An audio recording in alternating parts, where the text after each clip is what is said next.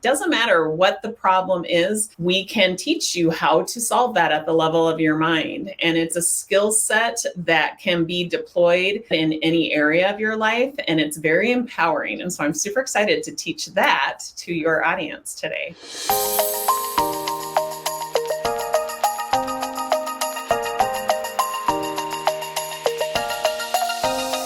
Hello and welcome to Moving Through Menopause. Hello, Tracy. Tracy's a wonderful life coach and she's here to help us solve the mind math all around.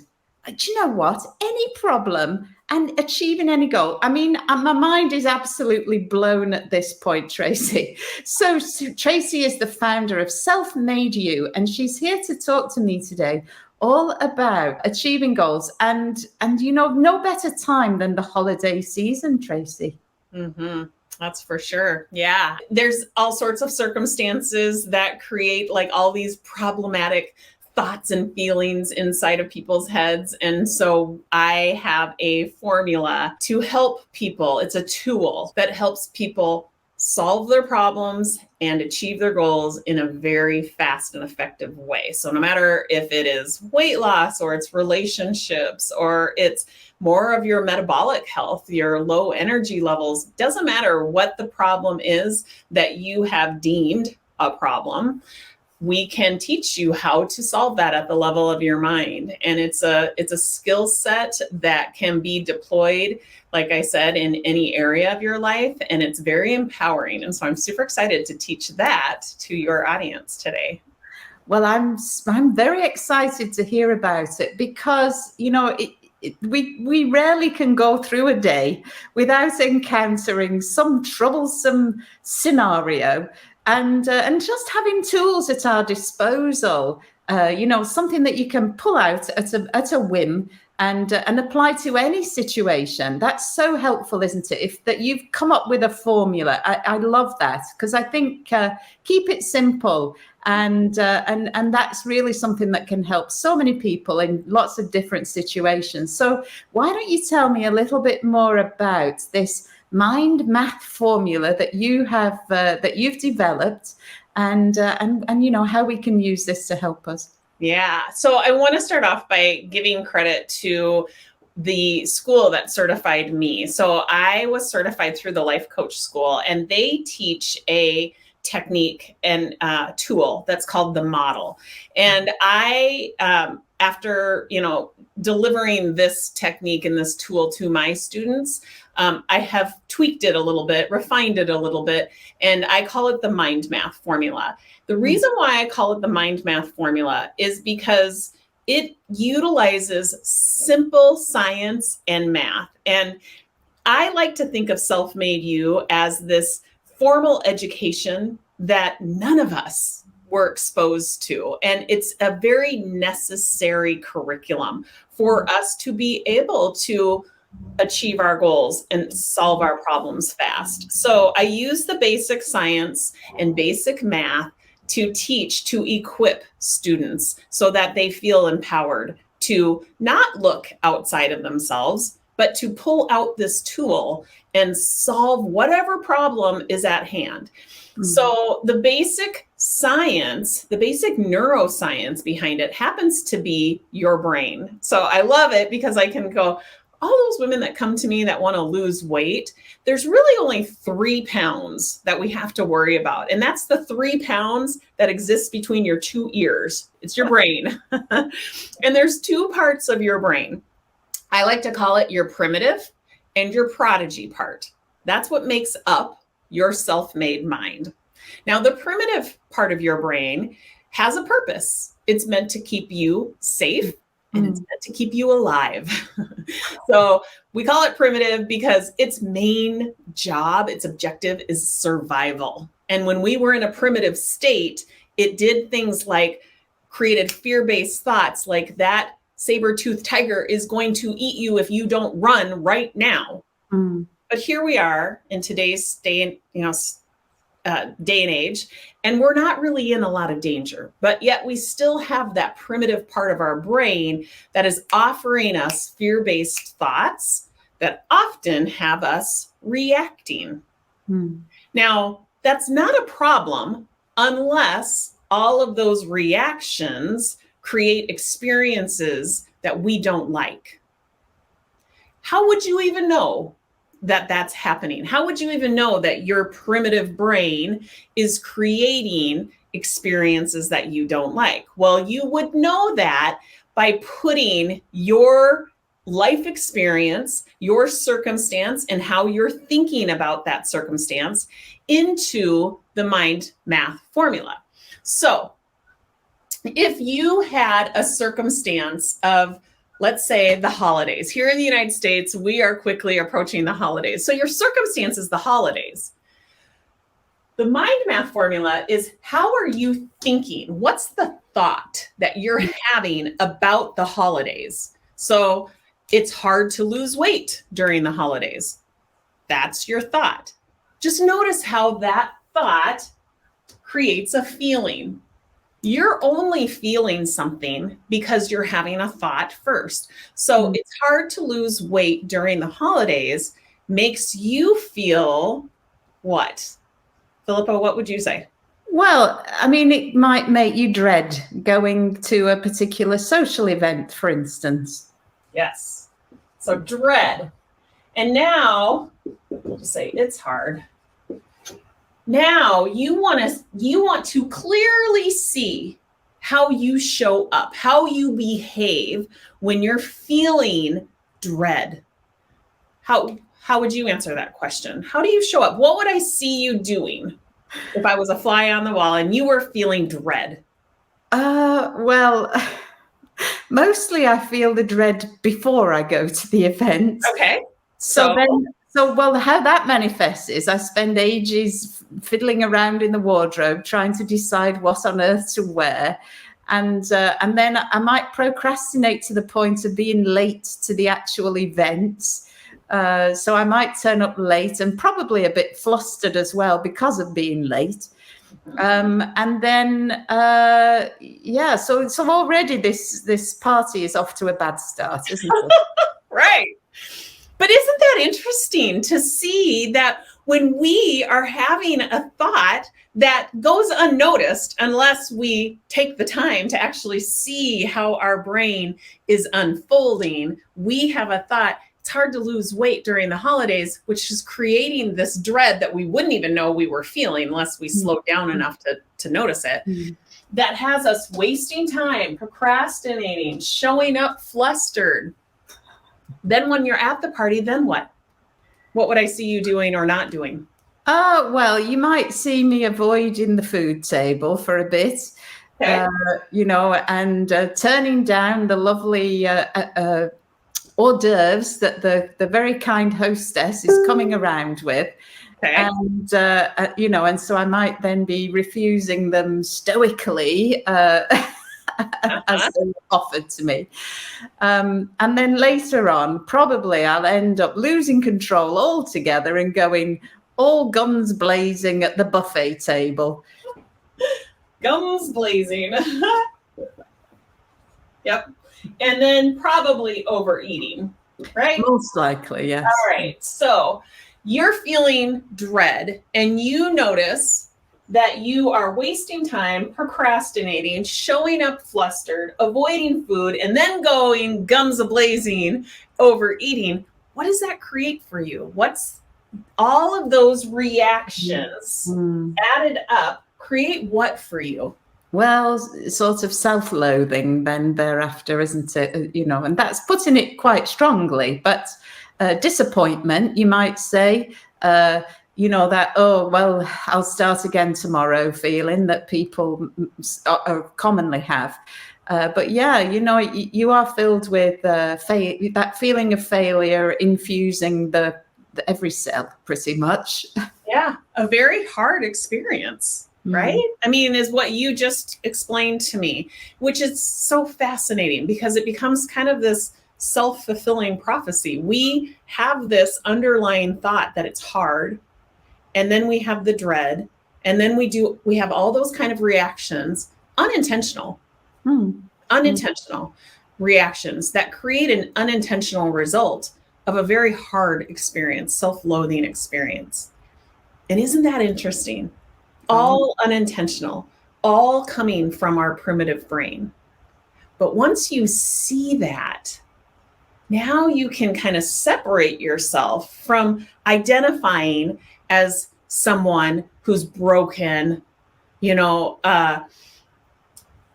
somebody who feels things that they shouldn't. No, you should be feeling every bit of the emotions that are out there. What we are trying to create, though, is an interruption. When you see that you're feeling, or you sense that you're feeling something, and you know because you've done the work to see how you show up when you're feeling that way, we want to interrupt that formula before you create these hard experiences on rinse and repeat. So that's the value of this primitive brain mind math, so that you can just clearly see how, at no fault of your own, that unintentional primitive brain offers you a thought that you don't question and you just react from. When you know that, when you notice the thought and feeling, and you can normalize it as, this is a function of my primitive brain, but I have a prodigy brain. I have that other part of my brain, which is technically called, the neuroscience, it's your prefrontal cortex. Your prefrontal cortex is more of your reasoning brain. It allows you to make decisions ahead of time. It uses logic. It's not so dramatic because it can look at the facts. Whereas your primitive brain, there are no facts. It's just a whole lot of stories, and they're very dramatic. And that's why we tend to react. Your prodigy brain allows you to actually make decisions ahead of time, and therefore you can respond with intention. Your unintentional primitive brain is, again, very reactive, but your prodigy part of your brain that you can strengthen, that you can turn up the volume, you can hear that narrative much louder when the primitive brain is, the volume is lower. That allows you to be intentional. You can see what you create without intention, and you can choose whether or not you want to change, whether you want to create a different experience for yourself. All of that comes from your prodigy brain. So that is the math and the science. We teach you how to do the math, the mind math, so that you can see what it is that you're creating for yourself.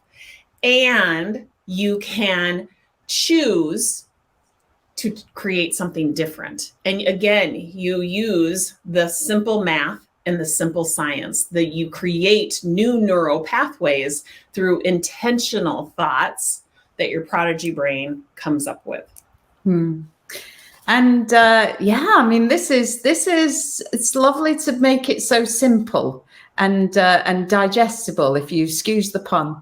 There's no doubt about this science, is there? And actually, this experience that you are highlighting here really applies across the board in life. In a lot of situations, chronic pain, for instance, is something that thoughts contribute towards. This primitive brain sort of processes that occur, multiplying situations, whatever they might be. So this has a lot of applications. What other sort of situations would you be guiding people through with this program, would you say?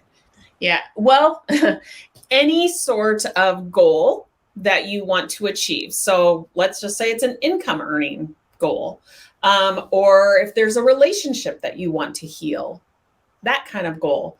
We have some people that have very physical type goals, weight loss, strength training. We have people who have metabolic goals where they want to avoid chronic illnesses and diseases that, maybe they've witnessed family members suffering from. And then we have a lot of people that come to us because they have a problem at work or a problem within their family that they want to solve, and they just do not feel equipped to do so. So they're Philippa, to answer your question, there really isn't anything that's off limits because you do have the power from within to solve any problem and achieve any goal. Most people just do not believe that. And so when you don't have that kind of belief that you're operating from, you will create experiences that are, you'll think are outside of your control. You'll feel that, you know, you are victim to your circumstances. And that's simply not true. You get to choose how you're going to think about your circumstances. And it's simply which part of your mind, your primitive or your prodigy brain, are you going to allow to manage that circumstance? That's it.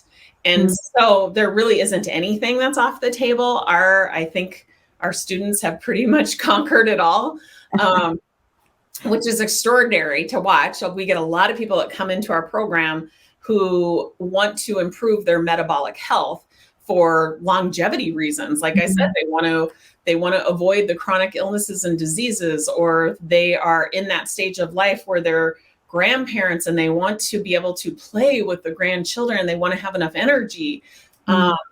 So we teach a lot of the metabolic science too. I happen to be fascinated by metabolic science. I think that it's a byproduct of, or weight loss becomes a byproduct of metabolic health and metabolic fitness. So we have one program that's just very focused on that, on weight loss and metabolic health. But ultimately, the 4 basics that we teach at Self-Made You, solving the mind math, which is what I just demonstrated, how to solve the primitive brain mind math. And then you can also go on to create intentional results by solving the prodigy brain mind math. So we teach you how to solve both the primitive and the prodigy brain mind math to solve problems and achieve your goals. We teach people how to eat foods that fuel you. And that looks different for everyone. We get people who are lactose intolerant, or they are meat eaters, or they're vegan. And you have to understand what foods fuel you. You have to know, like, are you symptomatic? What are the things that are interfering with your weight loss goals? Is it poor gut health? Is it, imbalanced hormones? Is it a electrolyte imbalance? That's often the case. So you want to know that. And so we dive into what are the foods that are going to fuel you. We also believe in learning how to collect data to make your decisions from. If you aren't looking at data to make decisions, you're often leaning into dramatic thoughts to make decisions from. So I can't have that is a very dramatic primitive brain thought, right? If you're on a quote unquote diet and you're at Christmas or Thanksgiving or whatever holiday family get together, and you're looking at the table of pies and having a thought, I can't have that, that's going to make you feel restricted. Well, what's the truth of that? Of course you can have that. You can have that just as much as anybody else in the room can have that. But is it true that you can't have it? Or is it just true that you don't want it right now because you are actually working towards weight loss? But maybe the truth is you do want it right now.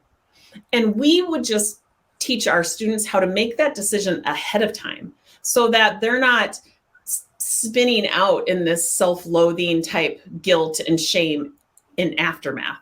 Like, you make a decision ahead of time. I'm going to go to this event and I'm going to have the pie because it's the time of the year that kind of pie is available. And I don't make it and I don't ever seek it out at any other time of year. So I'm going to have it. I'm going to love it. Yeah. Make the decision ahead of time.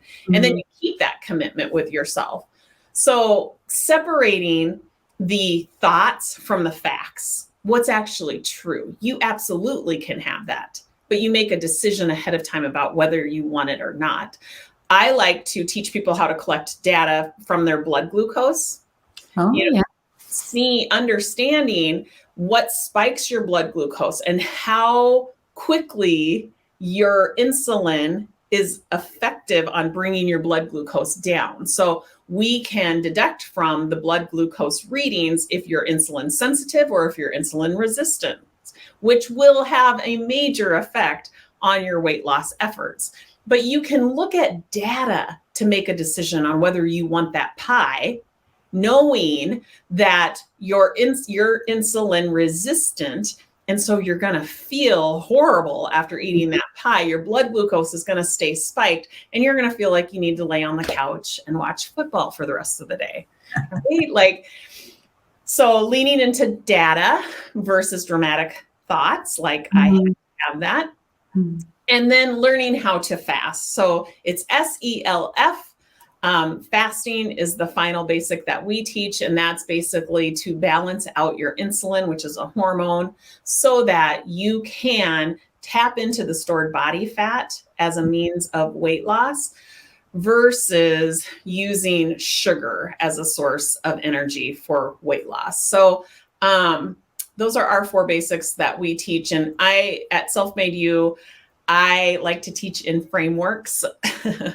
I tell my students, I've got this little tiny peanut brain, and my brain is not a vault, it's a processor. So I like to use frameworks. So we're all about using the simple frameworks of SELF as a way to lose weight and become metabolically fit. So yeah. And I mean, this is definitely on my radar. That health, essentially, and wellness, and how that makes you feel, actually, isn't it? It's you talk about data, and I'm somebody who has a lot of intolerances when it comes to foods and one thing and another. So I really know when things are not working for me. I really know it. So you can feel it. You don't even have to take your blood and check and all that. No. I can feel it. But I would be interested, actually, to see that information. Is it a finger prick test that you do? Yeah. So we do partner with iFora monitor blood glucometer monitors where it is a finger prick. And that particular monitor also will test ketones. Oh, okay. It will also test cholesterol. And uric acid. So if you're somebody who suffers from gout and you're wanting to monitor uric acid, it's a phenomenal tool. That would be considered like snapshot data of blood glucose or readings. And I prefer a closed loop measure. So I use a continuous glucose monitor, which normally you would see diabetics using. And it's now becoming a little bit more mainstream for non-diabetics to use CGMs or continuous glucose monitors as a tool to measure blood glucose.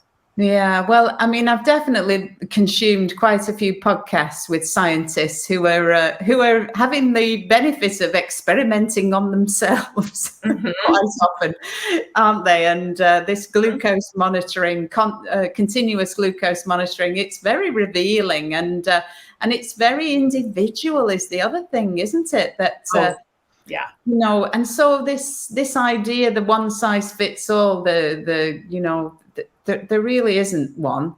And so tailored approaches. The framework is fantastic. Having a framework, there's absolutely no doubt that having a structured approach is always going to be top of my list. But right. But that it isn't a one size fits all approach. And so that's where your monitoring is coming into play, really, to guide people to help them. And actually, when you start to have the hard figures to back up the feelings that you get, because it's unlikely that you'll be feeling fantastic when your insulin's going, ridiculously high or whatever. So you start to then be able to correlate feelings with readings and become a little bit more literate.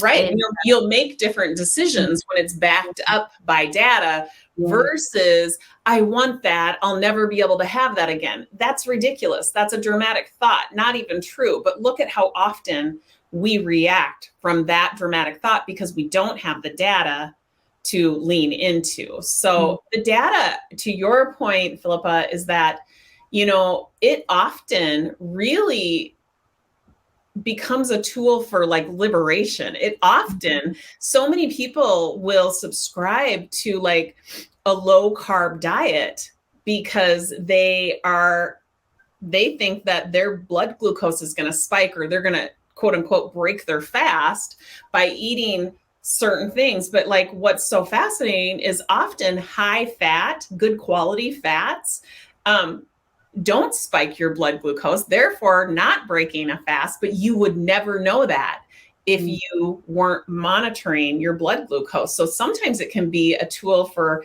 a bit of liberation. And, some people don't get the same kind of blood glucose spikes from ice cream, or, I would say most carbs spike blood glucose, but every once in a while, you'll see where it's not as dramatic. You'll get this quick spike and it'll come back down. The refined carbs versus the whole carbs, like the carbohydrates we get from vegetables, like they affect our blood glucose so significantly different. So if you are on a low carb diet, you got to know what those carbs are actually doing to you. So looking at data is really, really important, and because it's not a one size fits all. And so, that's, and then therefore you would then create your food plan, what it is that you're going to eat and how long you're going to go in between your meals based on the data you see from, your unique results. Yeah. And so this combination of managing the mind math, that, that piece of the puzzle that takes us to a place of powerlessness if we're not careful, and then putting that together with some really good scientific data collection is, as you say, is entirely liberating for people. And I could really feel that this is something that lots of people could benefit from. Rather than just jumping on the bandwagon, thinking, another strategy that I haven't tried yet, I'll try that. And then, you're just spiraling into that place of failure and despair yet again. So, in this time of menopause that I talk about a lot, I really think that if we can empower people, to be the master of their own destiny. If they haven't had time up until this point, then now it is the time. Let's take our health and wellness into our own hands and become experts in what works for us, because it is going to be different. And you speak into nutritional approaches that can help us with our hormone health in the broadest sense. The fluctuating female hormones, and also all of those health challenges that we face in menopause: insomnia, fatigue, brain fog. So many of these joint aches and pains from inflammation, and weight gain is definitely something that lots of women struggle with. And yet all of these facets can be helped by these kinds of approaches. So, in obviously movement is the thing that I get involved in. But and movement is magical. There's no doubt about that. Right. But movement is a response or a reaction, right? It's an action. Yeah. And so if you want to add movement into your daily routine, you've got to, and you want to be intentional about it, you got to ask yourself, like, what is the feeling that has me responding with movement? Right? Or what is the feeling that has me not moving? Knowing that, knowing where you're at and what is the feeling that the lack of movement is being driven from is everything. That is how you begin to solve the mind math, is by understanding what it is that you're feeling right now that's keeping you from moving. And you can kind of reverse architect it by saying, okay, so I'm feeling exhausted, mentally exhausted, physically exhausted. Okay, so what is the thought that's creating that mental exhaustion? This will never work. Nothing has ever worked for me. I know I feel exhausted when I think that thought, and that has me sitting on the couch, not moving, right? So seeing how that primitive brain is offering you this thought that goes without being questioned, generates that feeling of exhausted, has you not moving.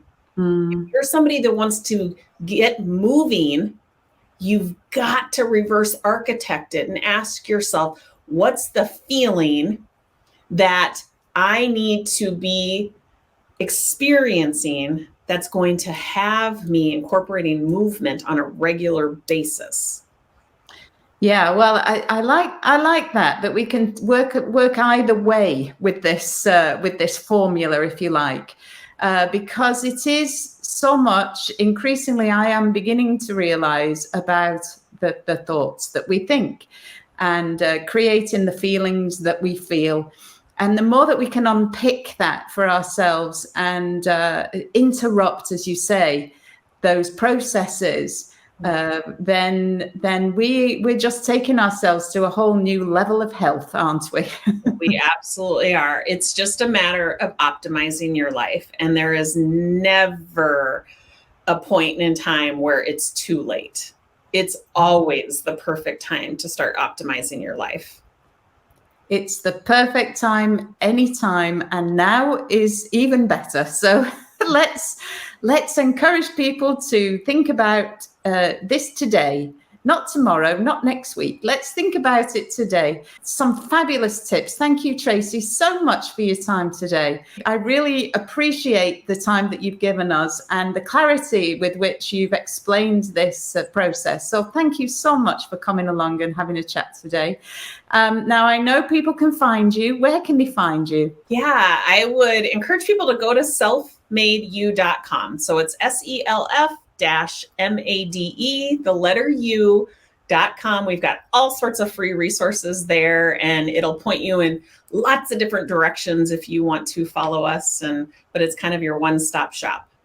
Oh, well, I like the sound of that.